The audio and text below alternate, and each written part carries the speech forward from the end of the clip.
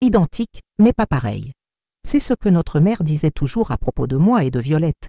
Si cette histoire d'obsession et de trahison entre sœurs jumelles fait déjà battre votre cœur plus vite, laissez un j'aime dès maintenant et abonnez-vous à la chaîne. Votre participation me donne la force de partager cette expérience traumatisante qui a transformé ma vie en un véritable cauchemar. Je m'appelle Marguerite Dufour, j'ai 76 ans, je suis née et j'ai grandi à Strasbourg. Et jusqu'à récemment, je partageais non seulement l'ADN avec ma sœur jumelle identique, mais aussi un sombre secret qui m'a presque coûté la vie. 3 fois. La première fois que Violette a essayé de me tuer, j'ai cru que c'était un accident. La deuxième fois, j'ai pensé que c'était un terrible malentendu. La troisième fois, j'ai finalement vu la vérité. Ma propre sœur essayait systématiquement de m'éliminer pour prendre mon identité, ma vie et mon mari de 50 ans. Nous venions d'une famille traditionnelle, notre père était cardiologue, notre mère, professeure de piano. Nous avons grandi dans un environnement privilégié, étudiant dans les meilleures écoles, avec des cours de ballet, de piano et d'anglais. Pour le monde extérieur, nous étions la famille parfaite avec des filles jumelles identiques qui charmaient tout le monde. À l'intérieur, l'histoire était différente. Depuis notre plus jeune âge, Violette a montré une compétitivité féroce. Si je recevais un compliment au cours de piano, elle pratiquait jusqu'à ce que ses doigts saignent pour me surpasser. Si un garçon me montrait de l'intérêt, elle se faisait un devoir de le séduire, non par attraction authentique, mais pour prouver qu'elle le pouvait. Pour comprendre comment nous en sommes arrivés au point où ma propre sœur essaierait de me tuer, je dois revenir non pas à notre naissance en 1949, mais au moment où j'ai rencontré Pierre, il y a plus de 50 ans. Pierre Moreau est entré dans ma vie quand nous avions 22 ans. Diplômé en génie civil, il était venu à Strasbourg pour travailler à la restauration de bâtiments historiques. Grand, à la peau mate et aux yeux en amande, il m'a rencontré lors d'une soirée de bienfaisance où je jouais du piano. Notre connexion fut immédiate. En 6 mois, nous étions fiancés, planifiant la vie qui dure maintenant depuis plus de 5 décennies. Violette, à cette époque, semblait avoir trouvé sa propre voie. Diplômée en relations internationales, elle avait décroché un emploi au ministère des Affaires étrangères et fut affectée à l'ambassade française à Berlin. Pendant près de 2 décennies, nous n'avons maintenu le contact que par des lettres occasionnelles et de rares visites. Pendant cette période, Pierre et moi avons construit notre vie, élevé nos 2 enfants, Charles-Édouard et Marie-Hélène, et affronté ensemble les hauts et les bas du mariage. Violette ne s'est jamais mariée. Elle a eu de brèves relations, a construit une carrière apparemment brillante dans le service diplomatique et semblait avoir trouvé la paix avec sa propre identité. Ou du moins, c'est ce que je pensais. Quand nos parents sont décédés, papa d'une crise cardiaque, maman d'un cancer quelques mois plus tard, Violette est revenue brièvement pour les funérailles. C'était la première fois en 15 ans que nous étions ensemble pendant plus de quelques jours. À 51 ans, nous restions étonnamment ressemblantes, bien que j'ai opté pour un style plus traditionnel, tandis que Violette arborait un look plus cosmopolite. Durant cette visite, j'ai remarqué comment elle observait mon interaction avec Pierre. Ce n'était pas simplement de la curiosité, mais quelque chose de plus intense, presque possessif. Incroyable comme vous avez maintenu cette connexion après tant d'années, a-t-elle commenté la veille de son retour à Berlin. Pierre semble aussi attentionné qu'au début. Nous avons nos moments difficiles comme n'importe quel couple, ai-je répondu, mais nous avons construit quelque chose de solide. Tu as toujours été la chanceuse, a-t-elle dit avec un sourire qui n'atteignait pas ses yeux. Tu as tout ce que tu voulais, le mari parfait, des enfants merveilleux, cette belle maison. Cette conversation m'a mise mal à l'aise. Je l'ai attribuée à l'émotion du deuil, à la tension naturelle de retrouver une sœur avec une relation si complexe après tant d'années.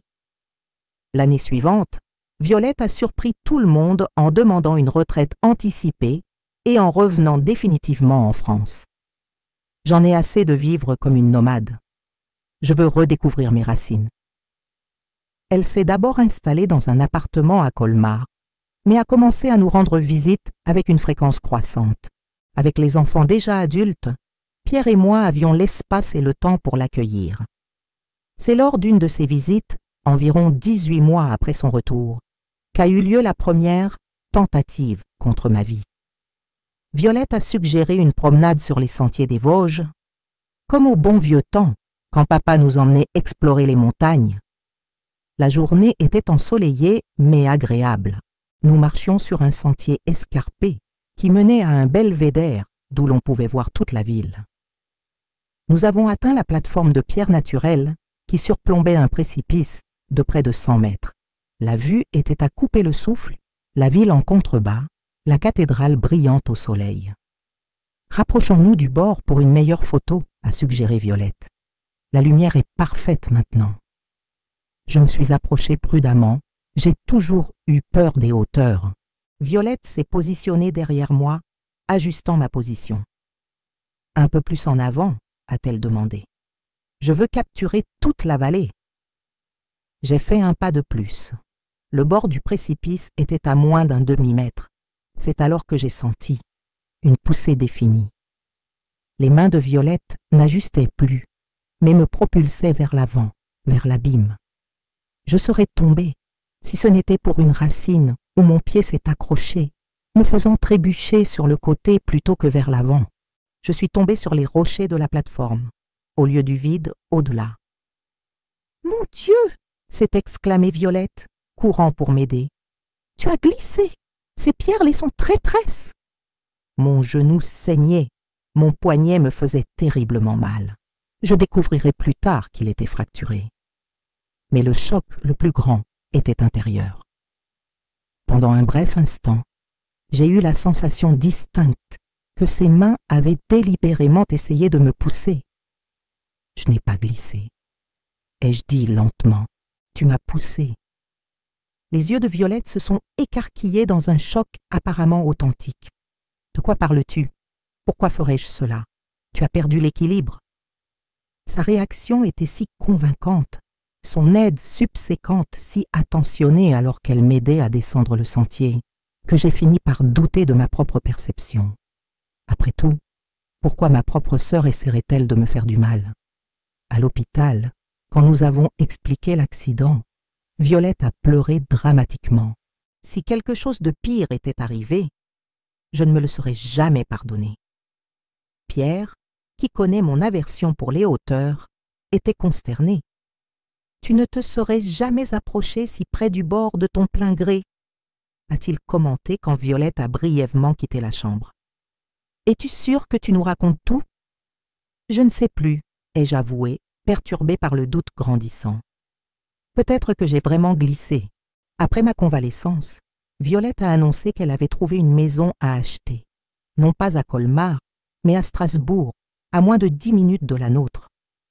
Je veux être plus près de ma seule famille. Cet accident m'a fait réaliser combien la vie est fragile.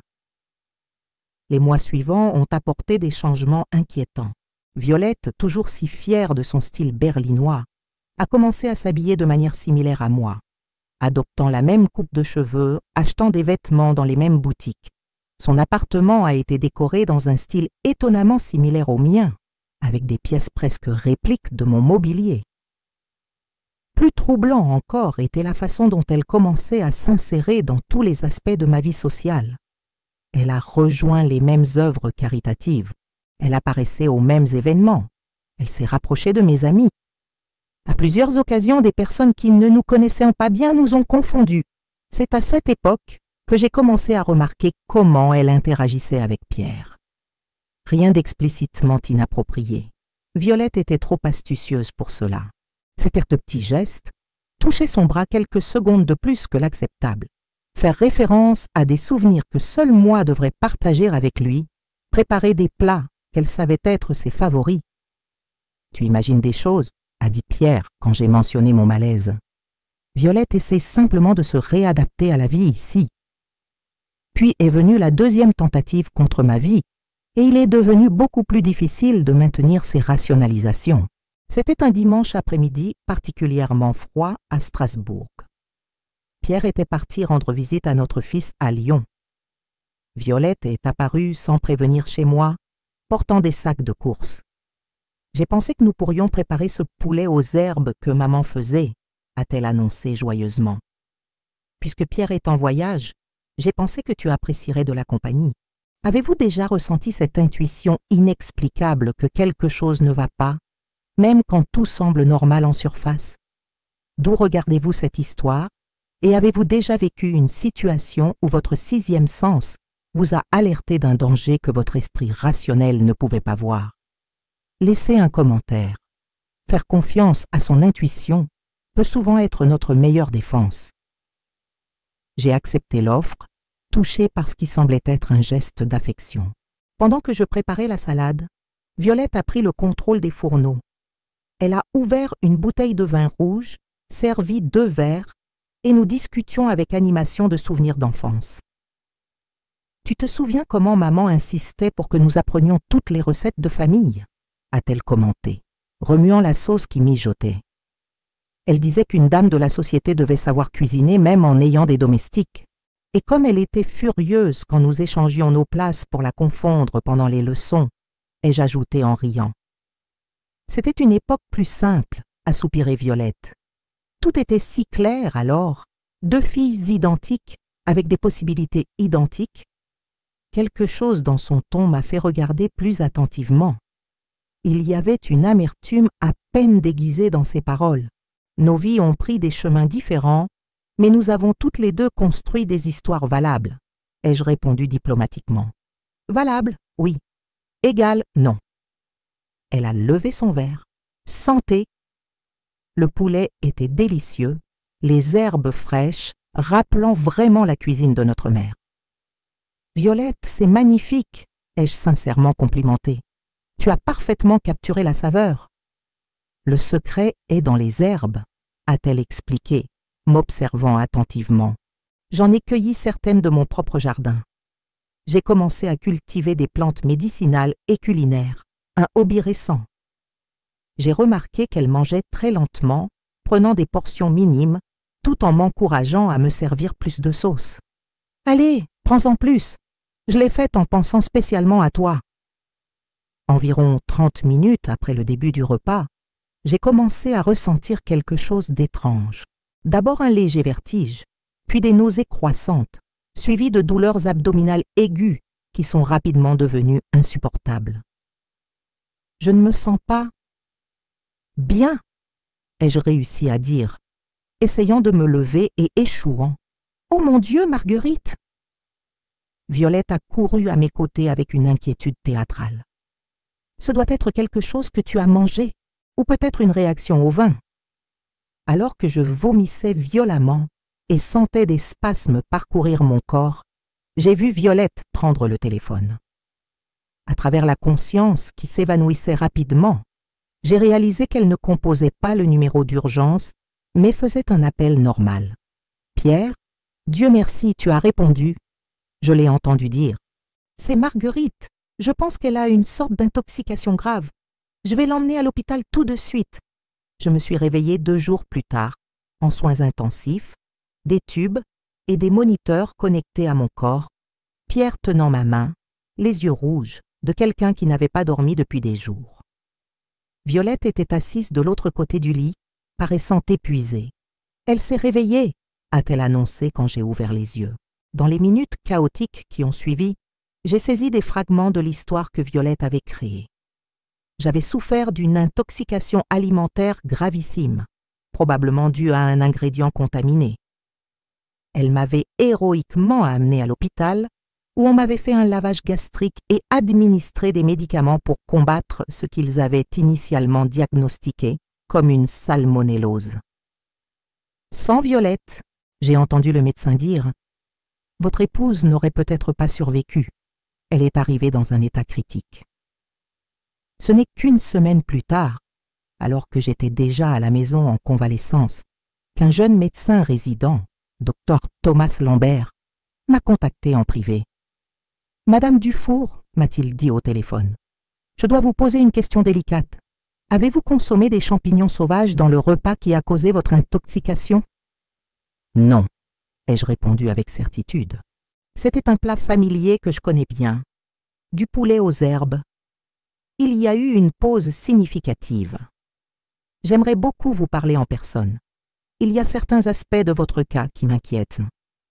Le lendemain, le docteur Lambert est venu chez nous pendant que Pierre était au bureau et que Violette était brièvement retournée à Colmar. Dans mon bureau privé, il m'a montré les résultats d'examens supplémentaires qu'il avait demandés de sa propre initiative. « Nous avons trouvé des traces d'amatoxine dans votre système », a-t-il expliqué, me montrant les rapports. C'est une toxine présente dans des champignons extrêmement vénéneux, comme l'Amanita phalloide, connue sous le nom de calice de la mort. Ce type d'empoisonnement est souvent confondu avec une intoxication alimentaire grave. J'ai senti mon sang se glacer dans mes veines. Vous dites que j'ai été empoisonné. Je dis que vous avez ingéré une toxine qui ne serait pas présente dans un plat conventionnel de poulet aux herbes. Ces champignons ne sont pas vendus commercialement. Ils sont facilement confondus avec des espèces comestibles uniquement par des cueilleurs inexpérimentés. Ou ils peuvent être utilisés délibérément, ai-je complété, la terrible réalité se cristallisant. Le docteur Lambert a gravement acquiescé. Je vous suggère fortement de déposer une plainte et de faire extrêmement attention à ce que vous consommez et à qui a accès à votre alimentation. 2 coïncidences potentiellement fatales impliquant ma sœur ne pouvaient plus être ignorées, mais une partie de moi résistait à la conclusion évidente. Comment Violette, ma jumelle identique, pourrait-elle souhaiter ma mort? Quel genre de haine ou de jalousie pourrait motiver une telle trahison? J'ai décidé de ne pas la confronter immédiatement. Je n'ai pas déposé de plainte. Je n'ai pas raconté à Pierre les découvertes du médecin. Au lieu de cela, j'ai commencé à observer, à relier les points, à réévaluer des années d'interaction avec un regard neuf. Dans les semaines qui ont suivi, j'ai pris des précautions discrètes. Je suis devenue extrêmement prudente avec la nourriture et les boissons quand Violette était présente. J'ai installé des caméras de sécurité à la maison sans l'en informer. Et plus important encore, j'ai engagé un détective privé pour vérifier son histoire de vie. Ce que j'ai découvert était profondément troublant. La brillante carrière diplomatique de Violette s'était terminée non pas par une retraite honorable, mais par un départ forcé après des accusations de comportement instable et d'usurpation d'identité. Il y avait eu un incident particulièrement perturbant à Berlin, où elle s'était apparemment présentée comme l'épouse de l'ambassadeur lors d'événements sociaux, pendant que la véritable épouse était en France pour traiter un cancer. Son luxueux appartement à Colmar était loué à court terme, non pas sa propriété comme elle le prétendait. Et plus inquiétant encore, elle avait consulté 3 chirurgiens plasticiens différents au cours des derniers mois, tous spécialistes en procédures subtiles pour patients âgés. 4 mois après l'empoisonnement accidentel, j'ai trouvé le courage de partager mes découvertes avec Pierre. Initialement sceptique, il a été horrifié en voyant les preuves rassemblées par le détective. « Mais pourquoi ?» a-t-il demandé, passant ses mains dans ses cheveux gris. « Pourquoi maintenant, après tant de vies vécues, qu'aurait-elle à gagner à te remplacer ? Peut-être est-ce quelque chose qu'elle a toujours voulu faire ?» ai-je répondu lentement. Peut-être a-t-elle passé toute sa vie à croire que j'avais la vie qui aurait dû être la sienne. Pierre a d'abord insisté pour que nous confrontions directement Violette ou que nous allions à la police. J'ai argumenté contre ces 2 options. Une confrontation directe ne ferait que l'alerter de nos soupçons et sans preuve concluante, la police ne verrait probablement qu'une dispute entre sœurs âgées, attribuant potentiellement mes accusations à de la paranoïa ou à une démence précoce. Nous avons besoin de preuves irréfutables, ai-je insisté. Et nous devons être extrêmement prudents. Si elle a déjà essayé 2 fois, elle essaiera à nouveau. C'est ainsi que nous avons commencé à planifier un piège pour ma propre sœur jumelle. Une confrontation finale qui révélerait ses intentions homicides et son plan de prendre mon identité, ma vie et mon mari d'un demi-siècle. L'opportunité s'est présentée 3 semaines plus tard, quand Violette m'a invité à passer un week-end dans sa retraite rurale, nouvellement acquise aux environs de Ribeauvillé. Une petite propriété que, selon elle, elle avait achetée pour mieux profiter du troisième âge en contact avec la nature. Ce sera comme ces campings que nous faisions avec papa, a-t-elle suggéré.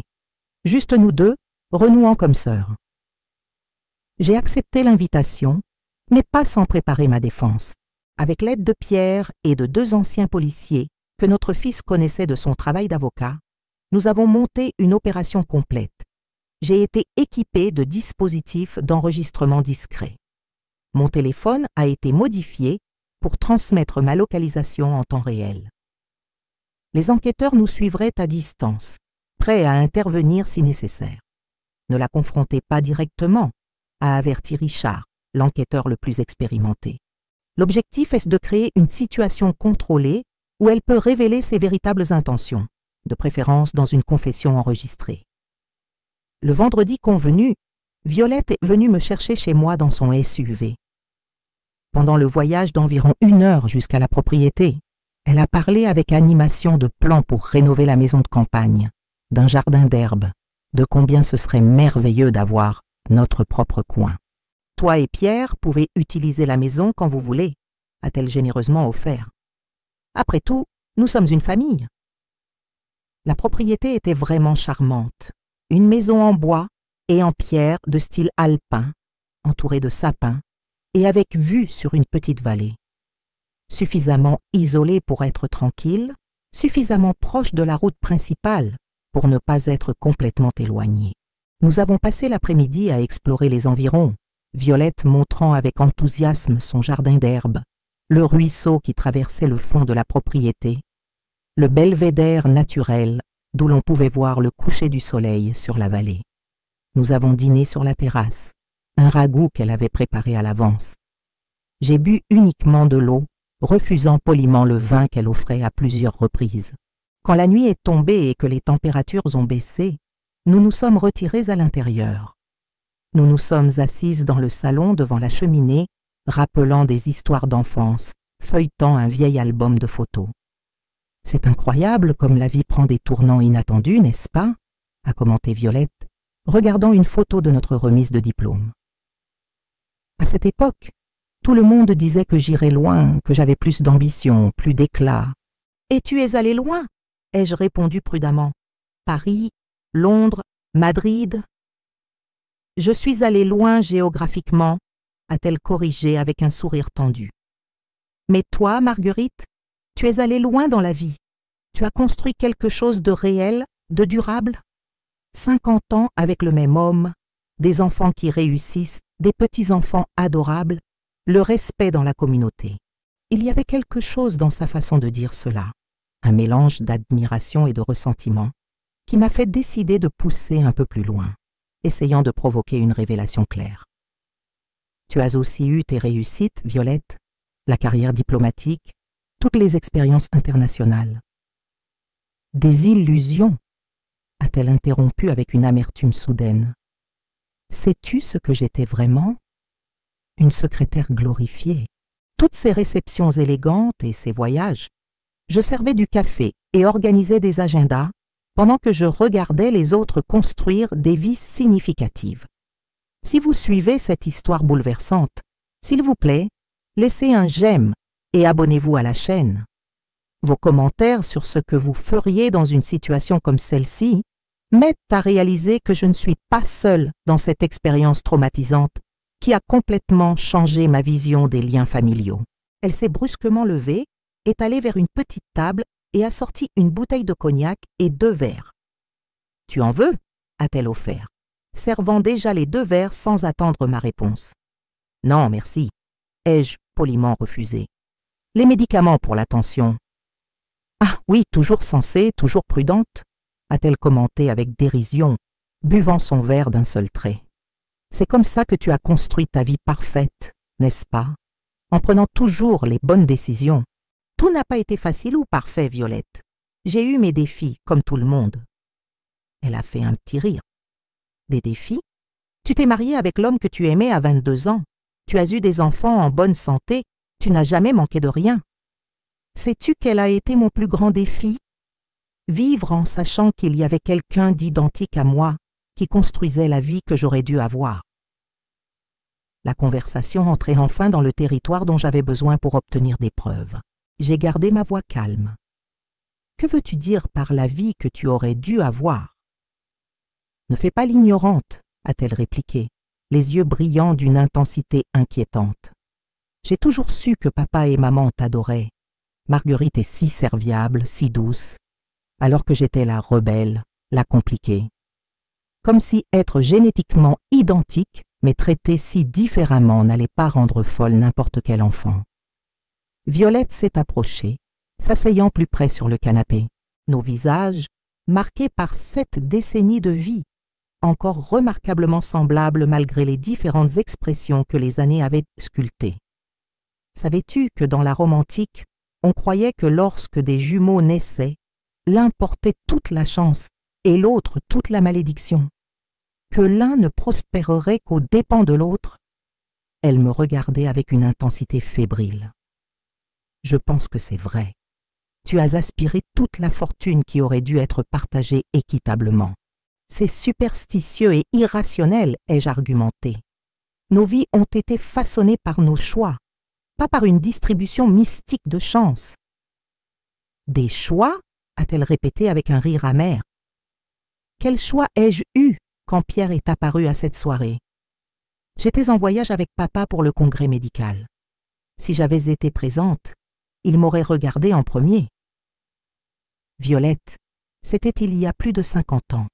Et qu'est-ce que 50 ans quand il s'agit de corriger une erreur cosmique? Elle s'est penchée en avant. Y as-tu déjà pensé?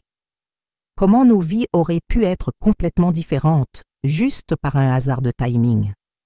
Si j'avais été à cette soirée, ce serait moi, pas toi, Madame Moreau. Ce seraient mes enfants, mes petits-enfants. Un frisson m'a parcouru l'échine. Qu'es-tu en train de dire? Je dis que cela peut être réparé, a-t-elle chuchoté, un calme soudain remplaçant l'agitation précédente. Il n'est pas encore trop tard. Réparer comment? Ai-je insisté, mon cœur s'accélérant. Violette s'est levée, a marché jusqu'à la fenêtre et a regardé l'obscurité dehors.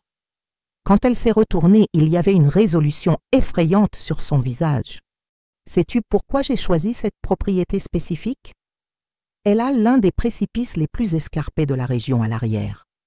Des accidents arrivent aux personnes âgées tout le temps, surtout la nuit, sur un terrain inconnu.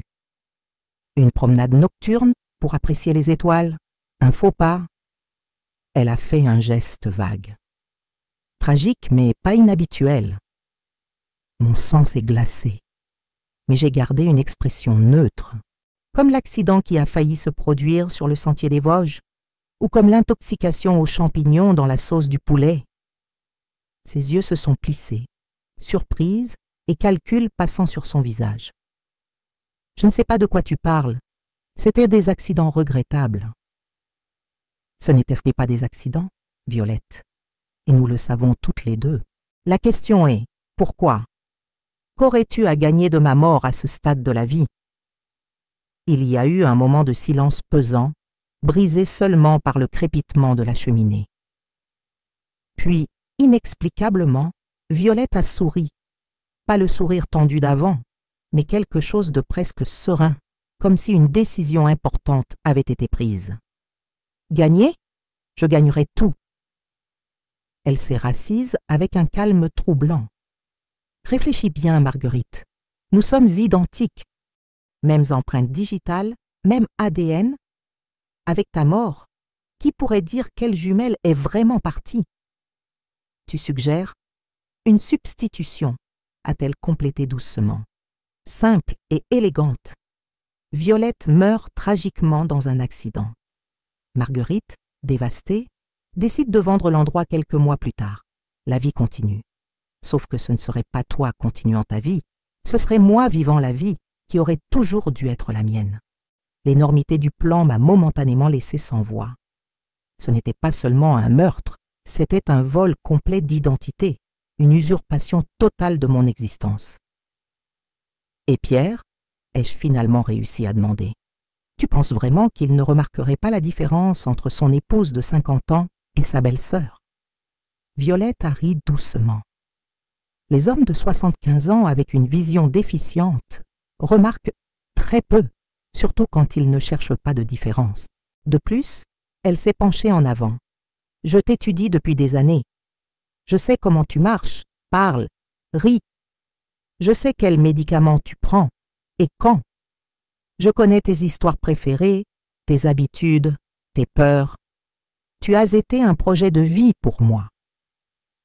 C'est de la folie, ai-je murmuré, m'assurant que chaque mot soit clairement enregistré. C'est de la justice, a-t-elle corrigé. L'univers a commis une erreur quand il nous a séparés dans l'utérus. Je corrige simplement cette erreur. Elle a regardé l'horloge. Il se fait tard. Que dirais-tu de cette promenade nocturne que j'ai promise? Le ciel est parfaitement étoilé. Mon cœur s'est accéléré, mais j'ai gardé mon calme. Avant cela, je dois savoir, pourquoi maintenant, après toutes ces années? Violette a pris l'album de photos, le feuilletant jusqu'à trouver une photo de nous adolescentes. Quand j'étais plus jeune, j'avais mes propres ambitions, des illusions que je pourrais construire quelque chose de mieux. Mais sais-tu ce que j'ai découvert après des décennies à l'étranger? Que la stabilité, la communauté, l'appartenance, ce sont les seules choses qui importent vraiment à la fin.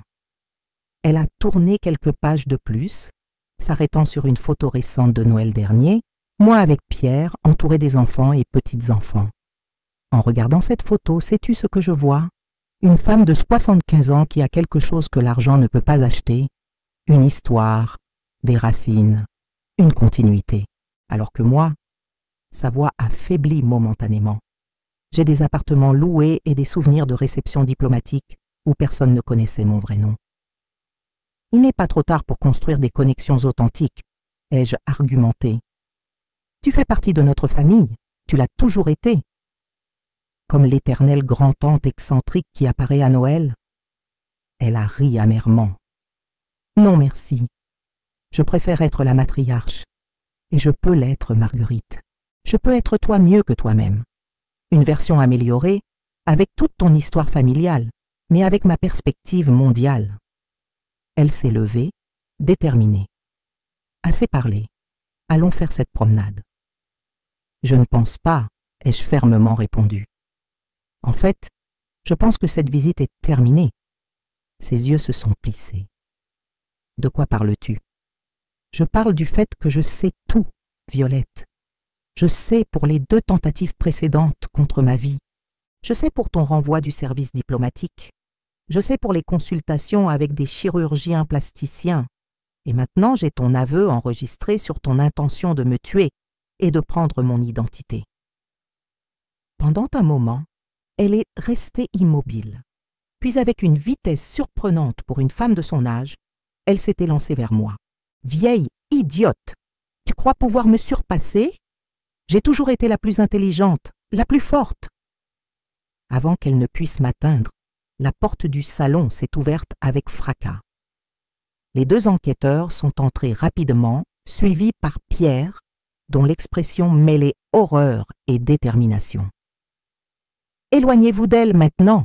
a ordonné Richard, s'identifiant comme ancien policier. Violette s'est figée, regardant frénétiquement entre moi et les hommes à la porte. Au lieu d'essayer d'expliquer, dans un mouvement agile qui m'a prise par surprise, elle a saisi une lourde sculpture en bronze de la table d'appoint et l'a lancée contre la fenêtre panoramique, brisant la vitre. Avant que quiconque puisse réagir, elle a sauté à travers l'ouverture, courant vers l'obscurité du bois. « Restez avec Madame Dufour !» a crié Richard tandis que lui et l'autre enquêteur partaient à sa poursuite. Pierre a couru à mes côtés, m'enveloppant dans ses bras alors que je tremblais incontrôlablement, l'adrénaline prenant finalement son tribut. « C'est fini, mon amour », a-t-il chuchoté. « C'est fini. » Mais ce n'était pas fini.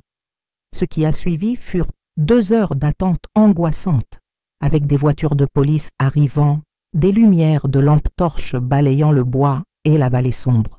Ce n'est qu'à l'aube qu'ils ont trouvé Violette, non pas cachée, mais au bas du précipice qu'elle avait elle-même mentionné. L'ironie macabre n'est pas passée inaperçue. Elle avait succombé au destin qu'elle avait planifié pour moi. Les semaines qui ont suivi ont été un tourbillon de procédures officielles, de déclarations à la police, et le douloureux processus d'expliquer la situation à nos enfants et petits-enfants. L'enquête a révélé des détails encore plus troublants. Dans son appartement à Colmar et dans la maison de Strasbourg, on a trouvé des journaux détaillés documentant mes routines, habitudes et préférences. Il y avait des enregistrements de ma voix qu'elle écoutait répétitivement. Plus inquiétant encore fut la découverte qu'elle avait engagé un faussaire pour créer un faux certificat de décès à son nom et une procuration contrefaite, lui donnant de larges pouvoirs sur mes biens. Le plan était effroyablement méticuleux, a expliqué le commissaire. Après votre mort, elle aurait pris votre identité, prétendant être vous et déclarant que votre sœur était décédée des semaines plus tôt.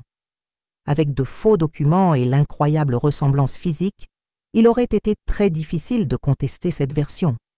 Le médecin légiste a confirmé que Violette avait récemment subi des procédures cosmétiques subtiles pour éliminer les petites différences entre nous. Une cicatrice sur mon sourcil gauche résultant d'une chute dans l'enfance avait été répliquée sur son propre visage. Le motif des rides avait été légèrement modifié pour correspondre au mien. Un psychiatre judiciaire désigné pour analyser les journaux et autres matériaux a expliqué que Violette souffrait probablement d'un trouble rare connu sous le nom de syndrome de Capgras inversé, combiné à un trouble délirant.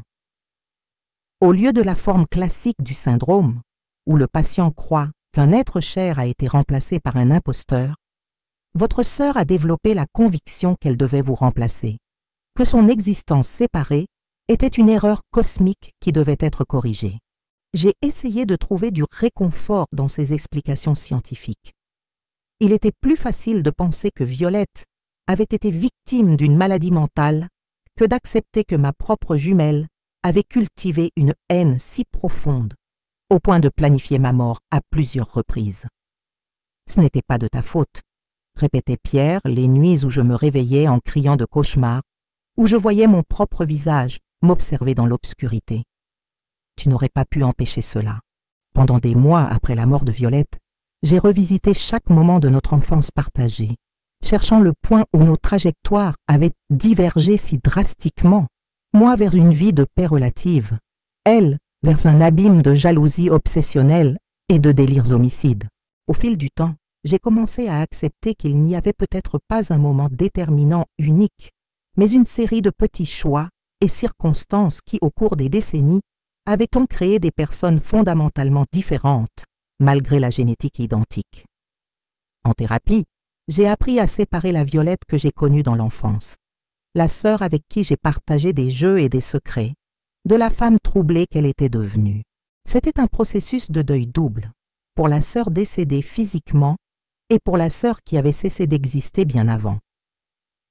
Ce qui me hante, ai-je confessé à la thérapeute, c'est comment deux personnes avec exactement le même ADN peuvent suivre des chemins si différents. Qu'est-ce que cela dit sur qui nous sommes? Peut-être que cela en dit plus sur l'importance des choix individuels que sur la biologie, a-t-elle répondu.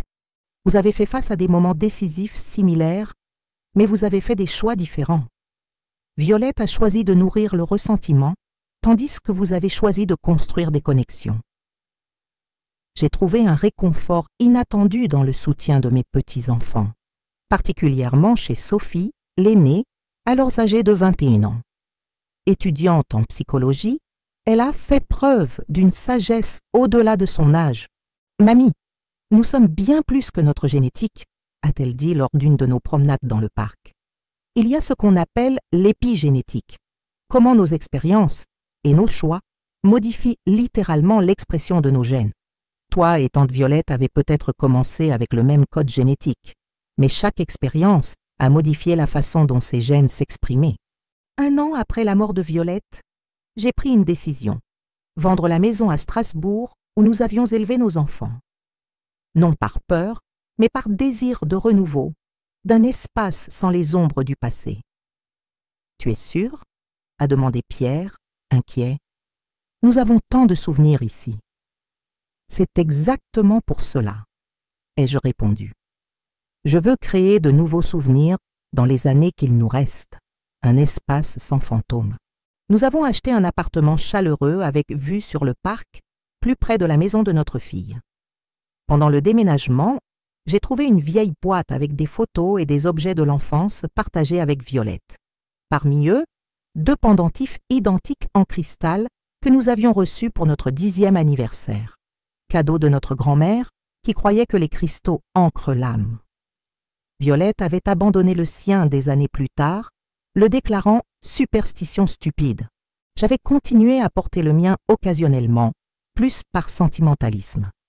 En regardant les 2 pendentifs côte à côte, j'ai eu un moment de clarté. Dans ce petit acte de rejet versus préservation, il y avait peut-être une métaphore pour nos vies. Violette avait constamment rejeté les connexions avec le passé, avec les traditions, avec les racines, cherchant toujours quelque chose de plus. J'avais cultivé ces connexions, valorisant la continuité et l'appartenance. Si vous suivez cette histoire bouleversante qui a transformé ma vie au 3e âge, laissez votre j'aime et abonnez-vous à la chaîne. Vos commentaires sur la façon de gérer les trahisons familiales profondes ont été d'un grand réconfort et me montrent que je ne suis pas seule. Aujourd'hui, 3 ans après ces événements traumatisants, à 69 ans, j'ai trouvé une nouvelle vocation en offrant des conférences à des groupes de soutien pour personnes âgées sur la sécurité personnelle, les signes d'alerte dans les relations et l'importance de maintenir des connexions sociales saines au 3e âge. La solitude est un terrain fertile pour les manipulateurs, dis-je dans ces conférences. Plus nous devenons isolés, plus nous sommes vulnérables aux personnes qui offrent de faux sentiments de connexion. Pierre, également âgé de 69 ans, reste mon havre de paix. Nous avons célébré une cérémonie de renouvellement de vœux pour notre 50e anniversaire de mariage, entouré par notre famille. Ce fut une célébration non seulement de notre amour durable, mais de la résilience de l'esprit humain. S'il y a une leçon que j'ai apprise en presque 8 décennies de vie, ai-je dit pendant la cérémonie, c'est que nos liens les plus importants ne sont pas ceux déterminés par l'ADN, mais ceux que nous cultivons à travers des choix quotidiens d'amour et de confiance. Une photographie de ce jour repose maintenant sur la table à côté de mon fauteuil préféré, Pierre et moi entourés de notre famille, tous rayonnants de joie authentique. À côté, une très vieille photo, 2 fillettes identiques de 5 ans, se tenant la main, pas encore touchées par les divergences qui finiraient par les séparer. Le mois dernier, lors d'un nettoyage de printemps, Pierre a trouvé dans un tiroir oublié la broche papillon en argent et ambre que Violette m'avait offerte à Noël, 2 ans avant sa mort. Je me suis souvenu avec un frisson qu'elle en portait une identique pendant ses visites. Un exemple de plus de son obsession à refléter mon existence. « Que dois-je faire de cela ?» a demandé Pierre, tenant le délicat objet comme s'il s'agissait de quelque chose de dangereux. J'ai regardé la broche pendant un long moment. Elle était vraiment belle. Un papillon aux ailes d'argent, le corps incrusté de petits morceaux d'ambre qui brillaient sous la lumière. Un symbole de métamorphose, de transformation. C'était ironique que Violette ait choisi précisément un papillon, elle qui n'avait jamais réussi à compléter sa propre métamorphose psychologique, restant piégée dans un état intermédiaire d'identité non résolue. Je vais la garder, ai-je décidé. Non pas pour la porter, mais comme rappel. Rappel de quoi? Que même les choses les plus belles peuvent porter des significations sombres selon l'intention, et que je dois valoriser chaque jour de la vie qui m'a presque été volée. J'ai placé la broche dans une petite boîte en verre qui repose maintenant sur mon bureau. Non pas comme une obsession du traumatisme, mais comme un talisman de survie et un rappel de la fragilité des liens que nous croyons les plus sûrs. Récemment, lors d'une de mes conférences pour un groupe de soutien aux personnes âgées, une dame d'environ mon âge s'est approchée après, les yeux embués. « Je n'ai jamais raconté cela à personne », a-t-elle confessé à voix basse. Mais mon propre frère a essayé de m'empoisonner il y a 15 ans pour avoir ma maison. Il a été découvert à temps, mais la famille a étouffé l'affaire. Depuis, je vis dans la peur et la honte comme si c'était ma faute. J'ai tenu ses mains tremblantes. La trahison d'un membre de la famille est une blessure particulièrement douloureuse parce qu'elle viole notre compréhension la plus fondamentale de la sécurité. Mais la honte appartient à ceux qui ont trahi, jamais à ceux qui ont été trahis. Ces interactions sont devenues de plus en plus fréquentes à mesure que mes conférences attirent plus de participants. Je réalise maintenant que mon histoire, aussi extraordinaire soit-elle dans ses détails spécifiques de gémellité et de tentatives élaborées de substitution d'identité, touche à quelque chose d'universel. La vulnérabilité des personnes âgées, non seulement aux étrangers mal intentionnés, mais souvent à ceux qui devraient être leurs sources les plus fiables de soutien. Cette prise de conscience m'a amené à fonder un petit groupe de soutien appelé Liens renouvelés, destiné aux personnes âgées qui ont fait face à des trahisons ou des abus de la part de proches. Nous avons commencé modestement, avec des réunions bimensuelles dans la salle communautaire de notre résidence, mais nous avons rapidement grandi. Il y a quelque chose de libérateur à partager ces histoires entre pairs qui comprennent, a commenté un participant. La société s'attend à ce que nous pardonnions inconditionnellement parce que c'est la famille, mais certaines violations de confiance sont trop grandes pour de simples réconciliations. Pierre a assumé le rôle de co-facilitateur dans ces réunions, apportant la perspective de quelqu'un qui a été témoin de près, non seulement de la trahison, mais aussi du processus de guérison. Ce que j'ai appris en observant le parcours de Marguerite, a-t-il partagé, c'est que la résilience ne signifie pas l'absence de cicatrices. Cela signifie continuer à vivre pleinement malgré elle, avec plus de sagesse, plus de compassion et une appréciation plus profonde du temps qu'il nous reste. Dans notre 4e année de mariage, Pierre et moi avons créé un rituel privé que nous avons maintenu. À chaque anniversaire, nous écrivons des lettres l'un à l'autre, scellées et gardées pour être ouvertes seulement à l'anniversaire suivant. 53 boîtes de lettres documentant notre voyage commun.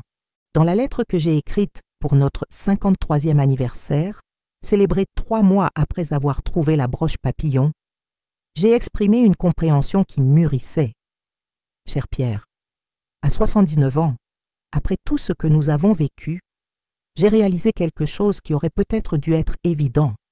Notre identité la plus profonde n'est pas quelque chose avec laquelle nous naissons, mais quelque chose que nous construisons continuellement à travers les histoires que nous racontons sur nous-mêmes et les relations que nous cultivons. Violette et moi partagions un ADN identique, la même apparence physique, le même environnement d'éducation. La divergence radicale dans nos trajectoires n'a pas été déterminée par la génétique, mais par les récits internes que chacune a choisi d'adopter sur elle-même et sur l'autre. Alors que j'ai construit une identité séparée et autosuffisante, Violette est restée piégée dans un récit où son existence était toujours relative à la mienne, une ombre, un écho. Cette histoire qu'elle se racontait était une prison plus confinante que toute limitation externe. J'ai beaucoup réfléchi à ce qui aurait pu être différent. Si nos parents avaient mieux compris les défis de l'éducation de jumelles identiques, psychologiquement saines, si j'avais perçu plus tôt sa souffrance identitaire. Mais au-delà de ces réflexions, j'arrive toujours à la même conclusion. L'histoire la plus importante que nous racontons n'est pas celle de notre passé, mais celle de notre présent et de notre avenir. À tout moment, nous pouvons commencer un nouveau chapitre. À 79 ans, nous écrivons ensemble un chapitre qu'aucun de nous n'aurait pu anticiper. Un chapitre de buts renouvelés, de transformation de la douleur en aide pour les autres, d'appréciation plus profonde pour le temps précieux qu'il nous reste. Merci d'être mon co-auteur dans cette histoire extraordinaire, de rester ferme quand les vents de la tragédie ont soufflé plus fort, de croire qu'il y a toujours plus de pages à écrire. Tout mon amour, aujourd'hui et toujours, Marguerite. La semaine dernière, ma petite fille Sophie m'a présenté son mémoire de master en psychologie. Le travail examine les aspects psychologiques de la gémellité identique et les implications pour notre compréhension de l'identité. Son titre, Au-delà du miroir, identité, individualité et le paradoxe des jumeaux identiques. Ce fut profondément émouvant de voir comment notre expérience douloureuse était transformée en connaissance qui pourrait aider d'autres personnes à comprendre la complexité de la formation de l'identité, particulièrement chez les jumeaux identiques. « Tu sais, mamie, » a dit Sophie pendant notre déjeuner de célébration pour l'achèvement de son master, la littérature scientifique sur les jumeaux s'est toujours concentrée sur notre ressemblance. À quel point nos réflexes, nos tendances, nos goûts sont identiques. Mais ton histoire avec tante Violette montre que peut-être la question la plus importante n'est pas celle de nos similitudes, mais celle de comment nous construisons nos différences. Cette observation a profondément résonné en moi. Pendant toute notre enfance et notre jeunesse, Violette et moi avons été définis principalement par notre ressemblance physique. C'était comme si, pour le monde, notre individualité était secondaire au fait d'être les jumelles du four. Je réalise maintenant que j'ai réussi à construire une identité séparée et solide, malgré cette pression pour être traitée comme la moitié d'une paire. Violette, pour des raisons complexes que nous ne comprendrons peut-être jamais complètement, n'a pas réussi à faire de même. Au lieu de se définir indépendamment de moi, elle est restée piégée dans un cycle de comparaison et de compétition qui s'est finalement transformé en une obsession destructrice. Récemment, lors d'une de nos rencontres du groupe de soutien Liens renouvelés, l'une des participantes m'a demandé si j'avais réussi à pardonner à Violette. Le pardon est un mot compliqué, ai-je répondu après un moment de réflexion. Je ne peux pas oublier ou minimiser ce qu'elle a essayé de faire, les 3 fois où elle a presque pris ma vie. Mais je comprends maintenant que sa colère et son obsession venaient d'un lieu de profonde souffrance identitaire, d'une incapacité fondamentale à trouver la paix dans sa propre peau. « Et c'est un pardon suffisant ?» a demandé la dame, visiblement aux prises avec sa propre histoire de trahison familiale. « Pour moi, oui. Ce n'est pas un pardon qui efface le passé ou justifie ses actions. C'est un pardon qui me permet de continuer à vivre sans être consumé par la haine ou la peur. C'est un pardon qui reconnaît notre humanité partagée, nos fragilités communes. Et peut-être principalement, c'est un pardon qui me permet d'utiliser cette expérience traumatisante pour aider les autres, transformant les cicatrices en ponts. Lors d'une récente réunion de famille pour célébrer le 80e anniversaire de Pierre, j'ai observé nos enfants, petits-enfants, et maintenant même un arrière-petit-fils nouveau-né réunis autour de la table. Charles-Édouard, notre fils toujours pragmatique, venait finalement de prendre sa retraite du droit et parlait avec animation de ses projets de bénévolat dans une clinique juridique pour personnes âgées vulnérables. Un intérêt clairement inspiré par notre expérience. Marie-Hélène, toujours la plus émotive, était devenue une défenseure vocale contre la maltraitance des personnes âgées dans sa communauté. En observant cette scène, 4 générations liées par des liens d'amour, de respect et de valeurs partagées, j'ai ressenti une vague profonde de gratitude. Malgré tout ce qui s'était passé, les 3 tentatives contre ma vie, le traumatisme de découvrir la trahison la plus fondamentale possible, j'étais encore là pour témoigner de ce moment, pour voir l'héritage que Pierre et moi avons construit ensemble continuer à s'épanouir et à se ramifier dans des directions que nous n'aurions jamais pu prévoir. Sur le mur de la salle à manger où nous célébrions, une grande photographie de famille prise à cette occasion occupe maintenant une place de choix. À côté, dans un petit cadre discret, j'ai placé cette vieille photo des 2 fillettes jumelles de 5 ans, non pas pour me tourmenter avec ce qui aurait pu être, mais comme un rappel du pouvoir des choix que nous faisons chaque jour.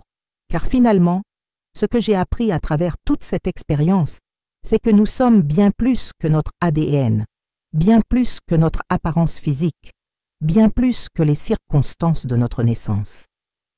Nous sommes la somme de nos choix, des histoires que nous racontons sur nous-mêmes, des relations que nous cultivons et nourrissons au fil des décennies. En regardant en arrière sur ma longue vie, je vois maintenant que la véritable identité n'est jamais quelque chose de fixe ou de garanti, même pour ceux d'entre nous qui n'ont pas de miroir génétique dans le monde. C'est une création continue, un projet de toute une vie, une œuvre qui n'est jamais vraiment complète. Violette a passé sa vie obsédée par l'idée que j'avais volé sa vie idéale, sans réaliser que chacun de nous a le pouvoir de créer et recréer sa propre histoire. Sa tragédie n'était pas seulement d'avoir tenté de prendre ma vie, mais de n'avoir jamais véritablement vécu la sienne. À 79 ans, je porte cette compréhension avec moi comme un fardeau et un cadeau. Un rappel que chaque jour est une opportunité de choisir qui nous sommes, indépendamment des cartes que nous recevons à la naissance, même lorsque ces cartes semblent identiques à première vue. Si cette histoire vous a touché d'une manière ou d'une autre, laissez votre commentaire, partagez-la avec ceux qui ont besoin d'entendre parler de l'importance d'établir des limites, même avec la famille, et abonnez-vous à cette chaîne pour plus d'histoires de dépassement. Votre participation me donne la force de continuer à partager des expériences difficiles qui peuvent aider d'autres personnes à reconnaître les signes de danger dans leurs propres relations.